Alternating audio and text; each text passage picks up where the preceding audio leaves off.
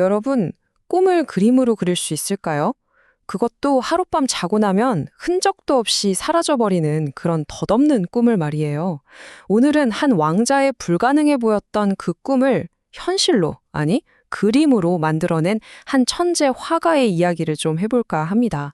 바로 이 그림, 안견의 목류도원도입니다. 그리고 이 말은 이 그림을 주문했던 안평대군이 남긴 말이죠. 딱 봐도 그냥 평범한 풍경은 아니죠?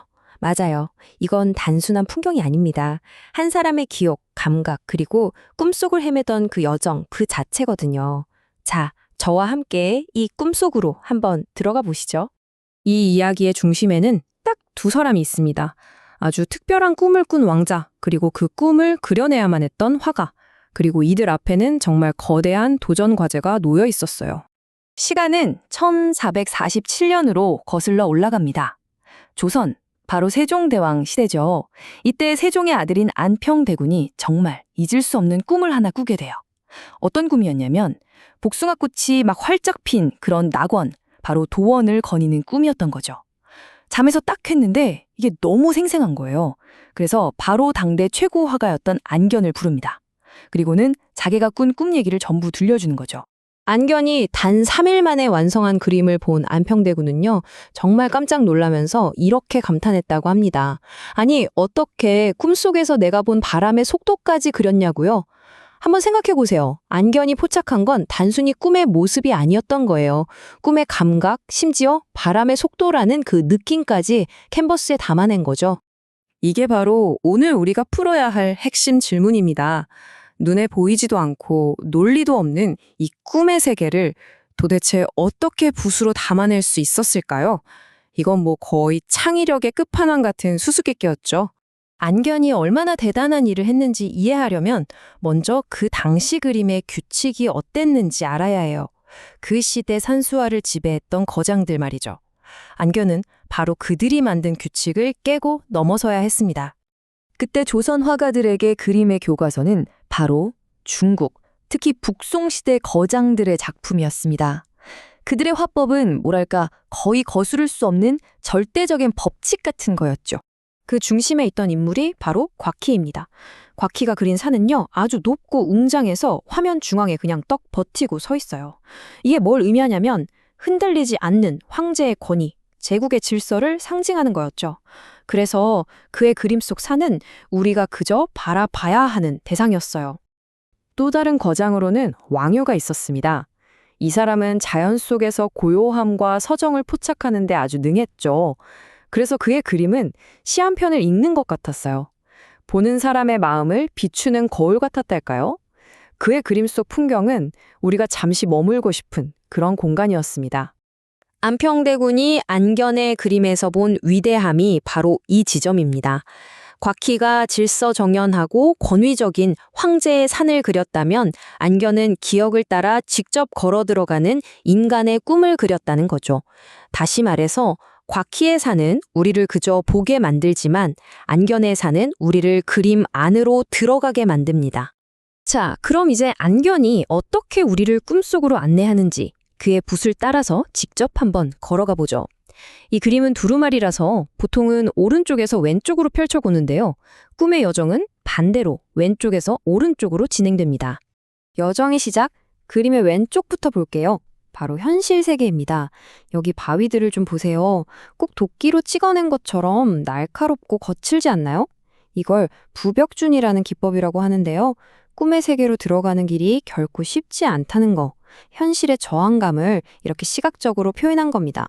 이 거친 바위 협곡을 지나면 갑자기 안개가 자욱하게 나타납니다.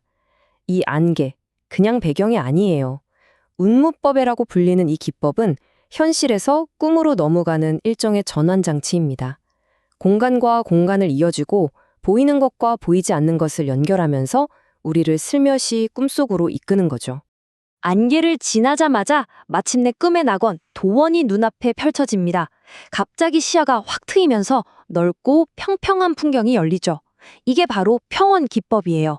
긴장과 저항 그리고 모호함을 지나 마침내 도달한 평화와 해방의 공간. 안견은 이 극적인 시각적 전환을 통해서 꿈이 펼쳐지는 그 순간의 감각을 완벽하게 재현해낸 겁니다. 자, 이제 두 그림을 나란히 놓고 보면 그 차이가 정말 명확하게 보이죠? 이게 바로 핵심입니다. 곽희의 산은 위에서 아래로 우리가 그저 올려다보는 하나의 완벽한 풍경이에요. 그런데 안견의 그림은요?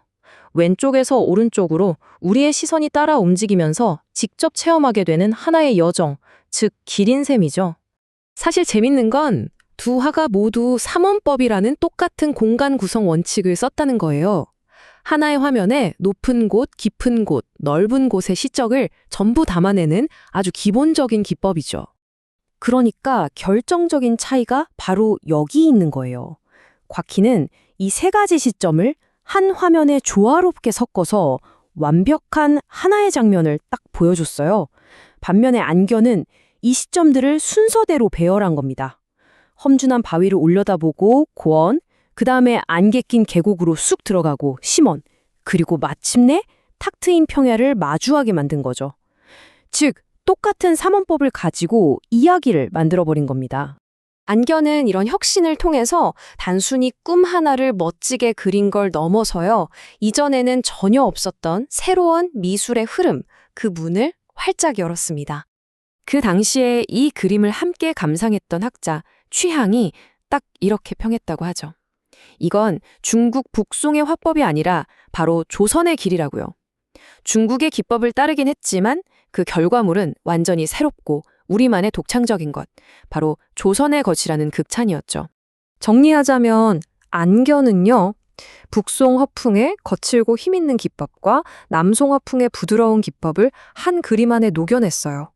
그리고 거기에 우리 조선의 산이 주는 독특한 느낌을 더한 거죠. 그러니까 단순히 여러 스타일을 섞은 게 아니라 이걸 전부 종합해서 완전히 새로운 자신만의 언어, 즉 조선만의 화풍을 창조해낸 겁니다. 그렇다면 500년도 훨씬 더 지난 오늘날 이 그림 한 점과 어느 왕자의 하룻밤 꿈이 우리에게 왜 그렇게 중요할까요? 몽요 도원도가 우리에게 보여준 건 바로 이겁니다. 예술이라는 게 단순히 바깥 세상을 따라 그리는 걸 넘어서 우리의 내면 세계, 그러니까 기억, 감정, 심지어 꿈처럼 형태도 없는 경험까지도 하나의 지도로 그려낼 수 있다는 사실을요. 결국 안견의 이야기는 우리에게 이런 질문을 던지는 것 같아요. 꿈을 그린다는 건 대체 뭘까요? 어쩌면 그건 그냥 대상을 보는 것을 넘어서 그 대상 속으로 직접 걸어 들어가는 경험을 이해하고 그 여정의 순서와 감각까지 재현해내는 능력일지도 모릅니다. 여러분의 꿈을 그린다면 그 그림은 과연 어떤 모습일까요?